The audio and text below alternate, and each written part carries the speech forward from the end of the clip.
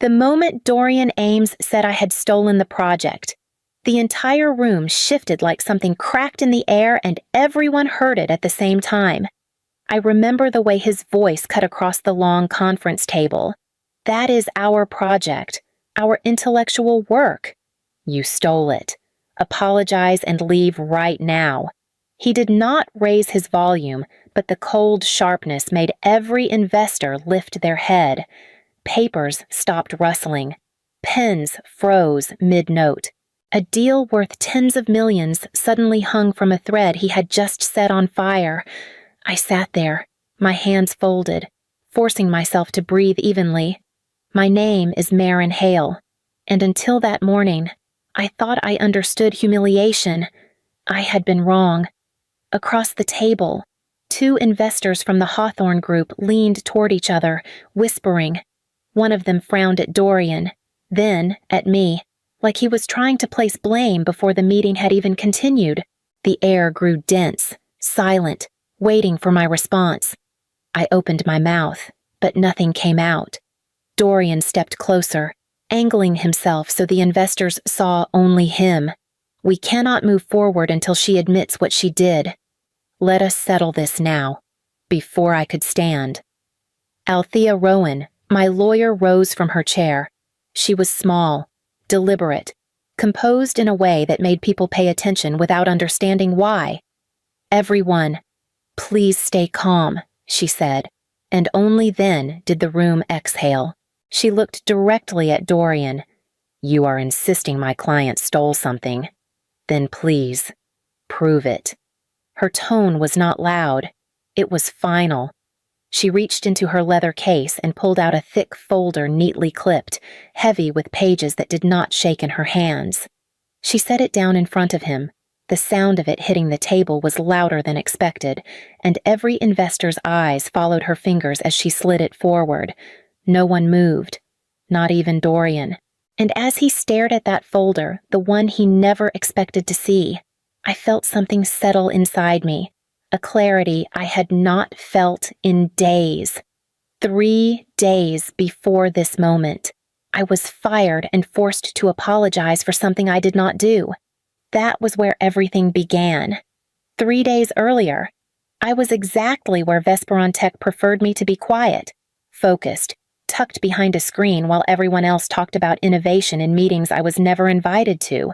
I had spent years working on back-end infrastructure, fixing bugs at unreasonable hours, and building the one thing that still felt like mine, an automation system I had designed long before joining Vesperon, at my kitchen table in a rented apartment, using my own hardware and my own late-night stubbornness.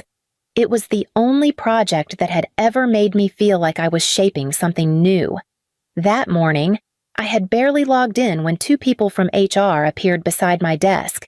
Marin, we need you for a quick conversation, the taller one said. His voice sounded practiced. I followed them into a small conference room. A printed packet lay on the table. The shorter HR rep pushed it toward me. This is a disciplinary termination notice, she said. We have reason to believe you misused company intellectual property for personal gain. I stared at the packet, then at both of them. What intellectual property you need to be specific? The man avoided my eyes. We cannot disclose internal sources. The company believes your recent prototype overlaps with Vesperon initiatives. It does not, I said, and it existed years before I joined. The woman tapped the final page. We need your signature acknowledging misconduct. It will allow us to conclude this without escalation. No, I said. My hands were steady, but my voice felt like a wire pulled tight. If you're terminating me, then do it. But I am not signing a lie. They exchanged a look relief mixed with impatience. Effective immediately, the man said.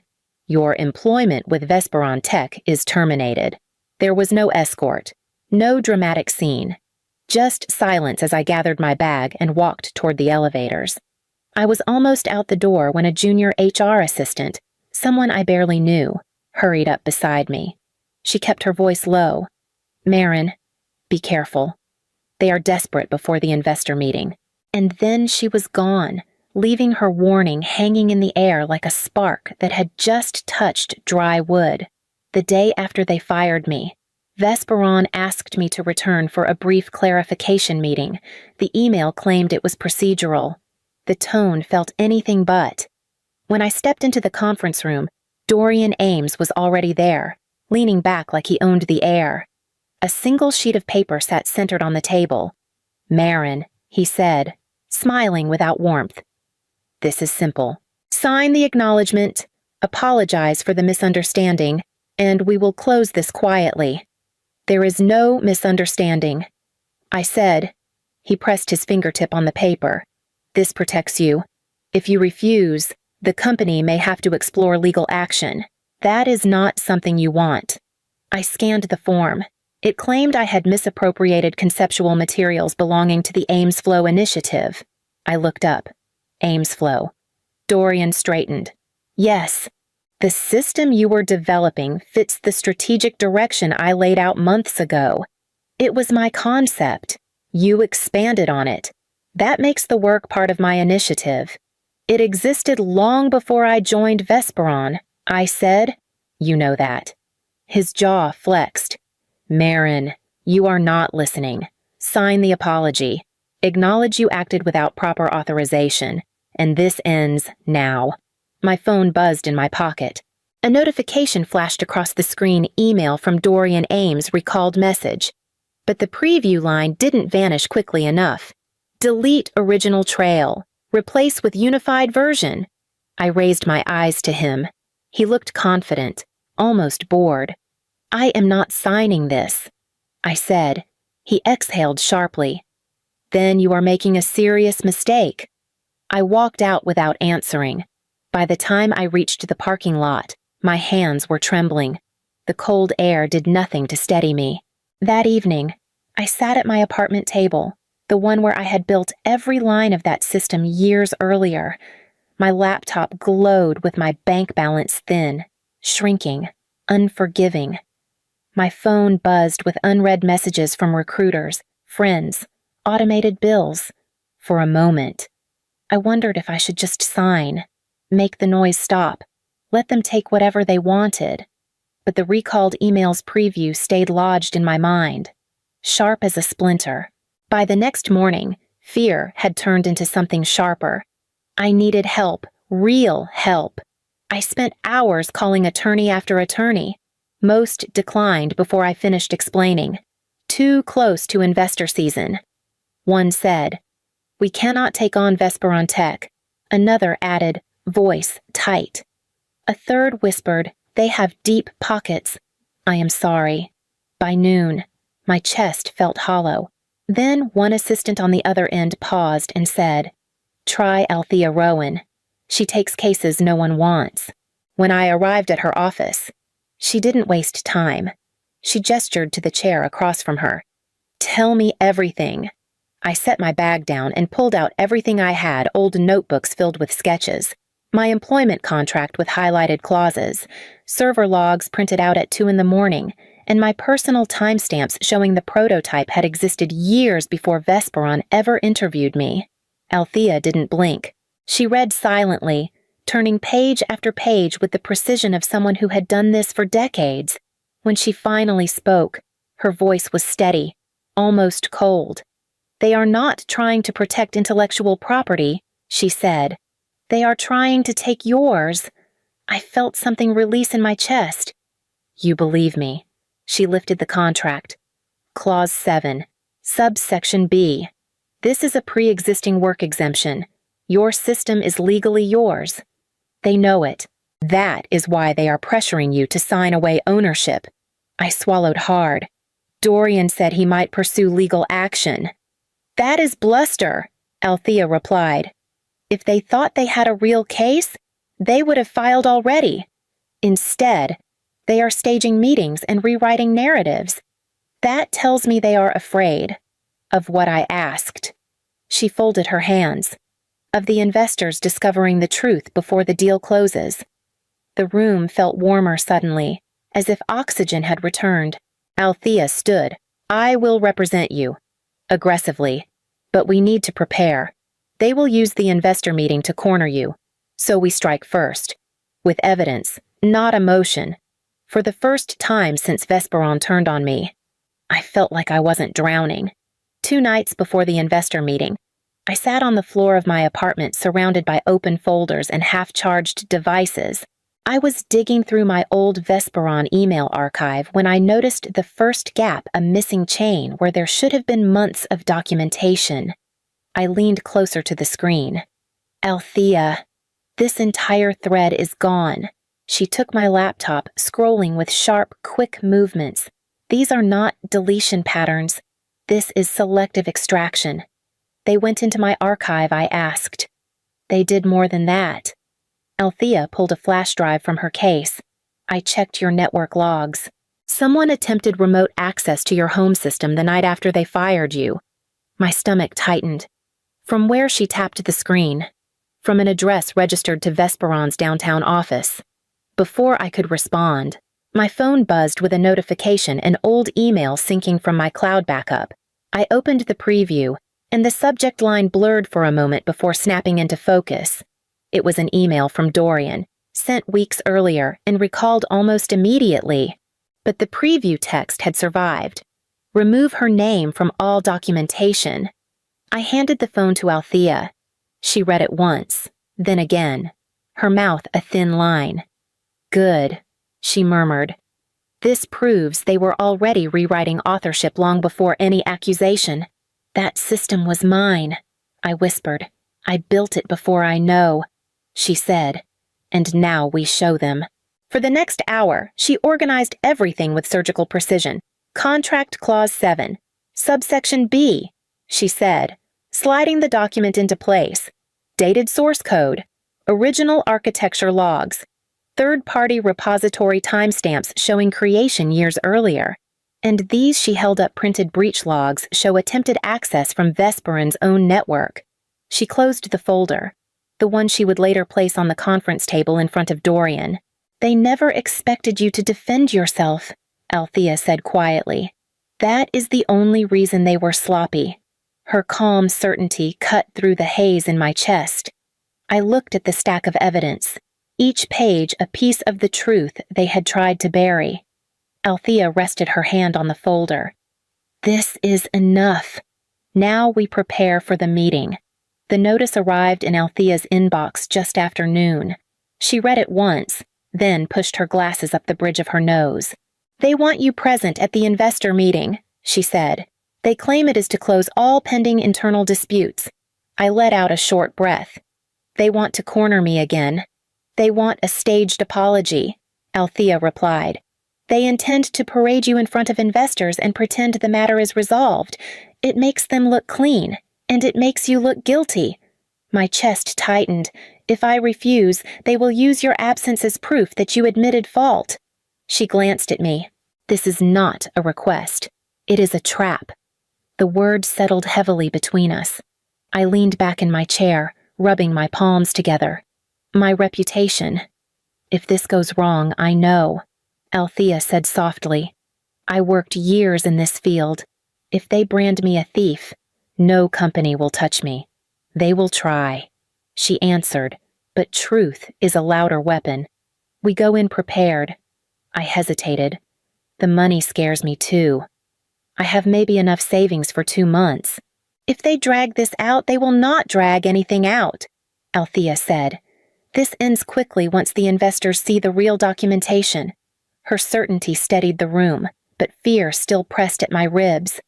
What if the industry believes them before they believe me? She shook her head. Marin, tomorrow is not about convincing the industry. Tomorrow is about showing Vesperon that your work is not theirs to rewrite. That night, I sat alone at my kitchen table. My old journals were stacked in front of me, sketches from years ago, messy notes about automation logic, hand-drawn flow diagrams. Every page was proof of how long I had carried this idea. My phone buzzed. Althea's voice came through, calm and clear. Get some rest. Tomorrow is not about defending yourself. It is about showing them who actually owns this system. I closed the last journal, exhaled slowly, and tried to steady the tremor in my hands as the night slipped toward morning.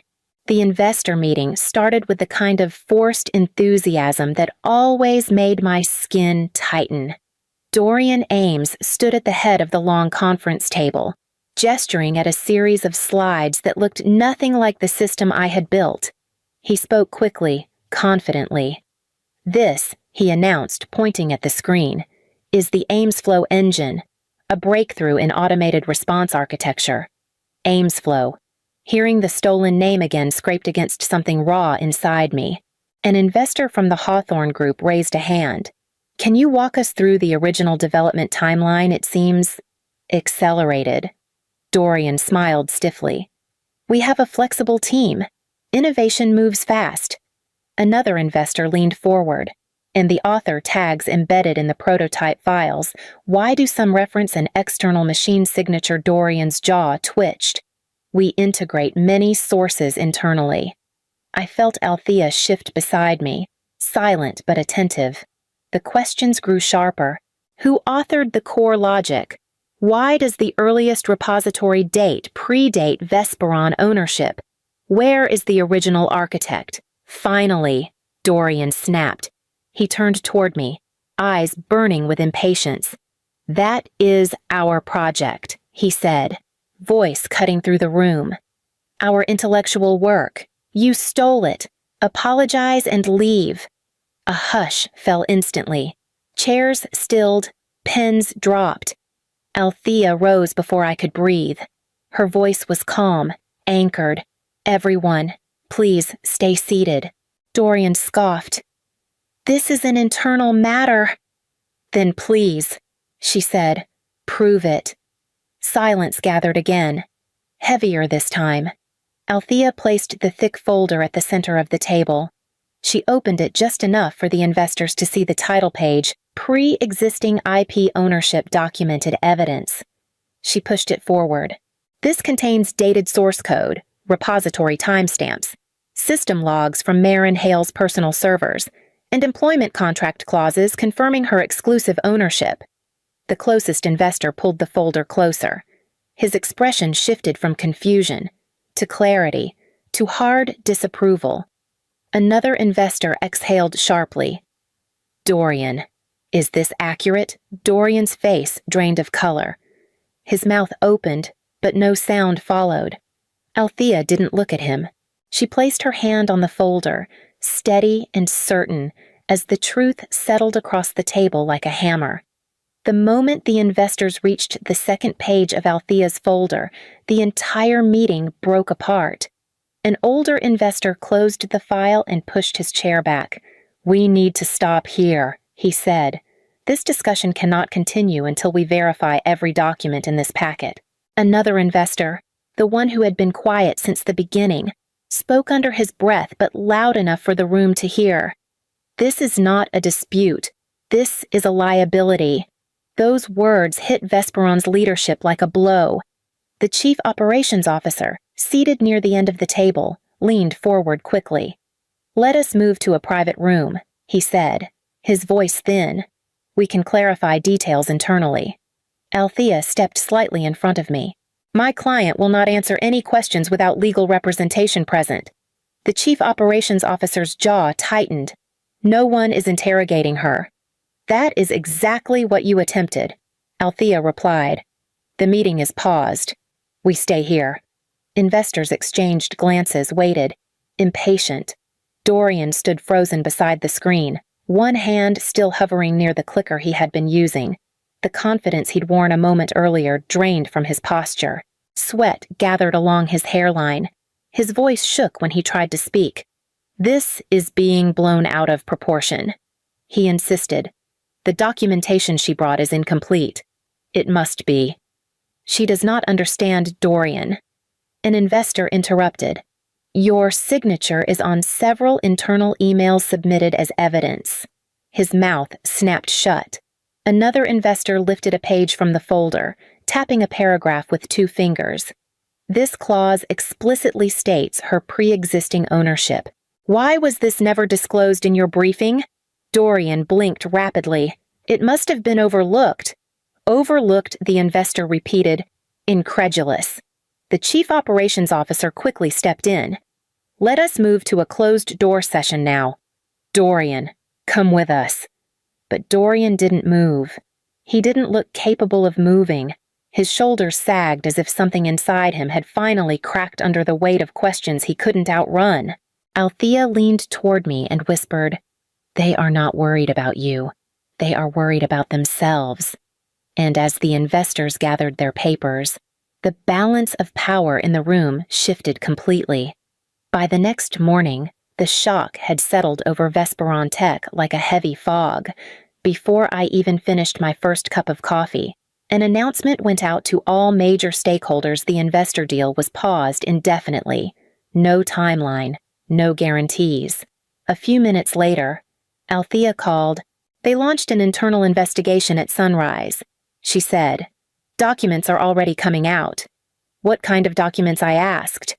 The kind they hoped would never see daylight. Her voice sharpened.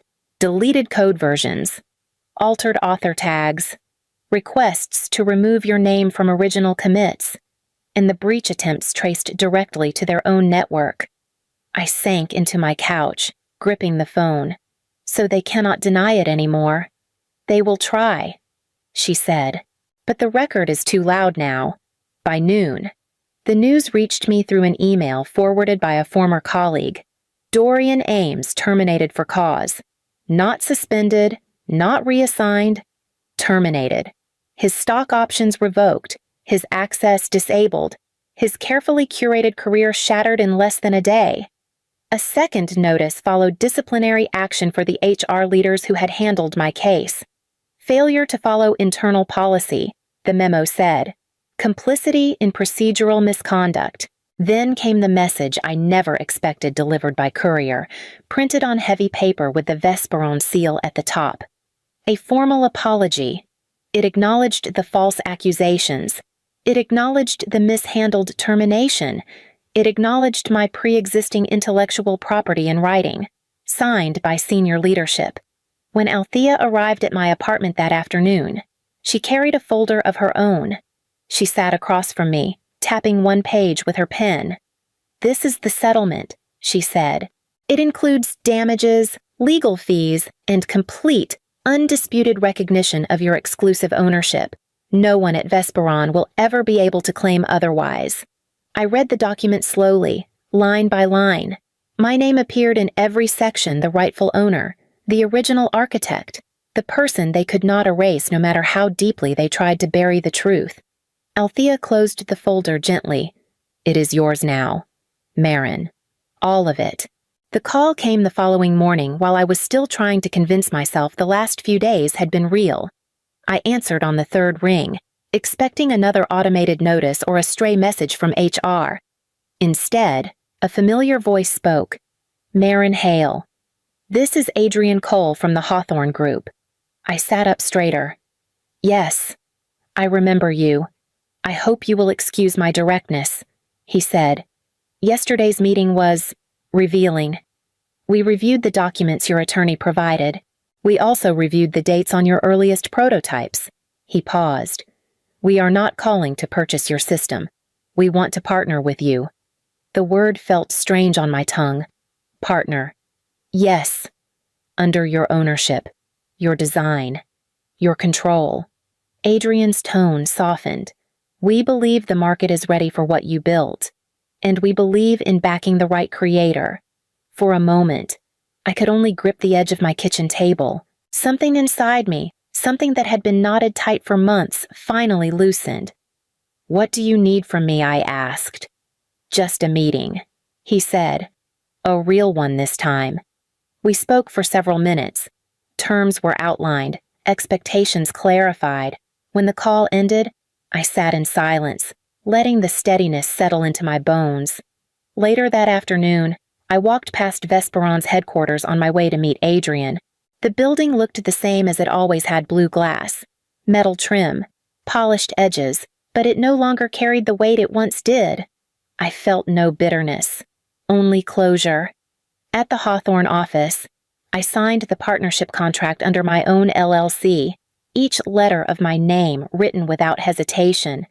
They tried to silence me with an apology. I told Adrian as we shook hands. Instead, they revealed the truth. That night, at my apartment, I opened my laptop and pushed the final deployment command. The interface lit up under its rightful name, Hale Frame. My work, my ownership, my future.